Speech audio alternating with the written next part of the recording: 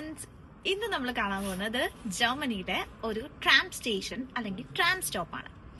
കുറെ പേർക്ക് ചിലപ്പോൾ അറിയായിരിക്കും എന്ത് ട്രാം എന്ന്, കുറച്ചു പേർക്ക് എന്നെ പോലെ ഫസ്റ്റ് ടൈം ആയിരിക്കും കാണുന്നത്. So let's see. ട്രാം സ്റ്റേഷനിലെത്തിയിരിക്കുന്നു. കാണാൻ വലിയ വ്യത്യാസമൊന്നുമില്ല, ബസ് സ്റ്റോപ്പ് പോലെ തന്നെയാണ്. But the difference is the tram.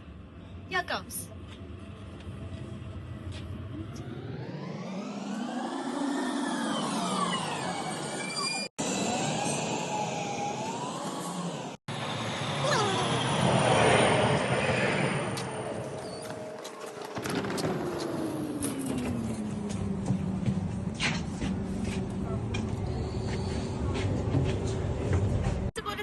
ഈ ട്രാം നമ്മൾ ഇവിടുത്തെ ഒരു ലോക്കൽ ട്രാൻസ്പോർട്ടേഷൻ സിസ്റ്റം തന്നെയാണ്.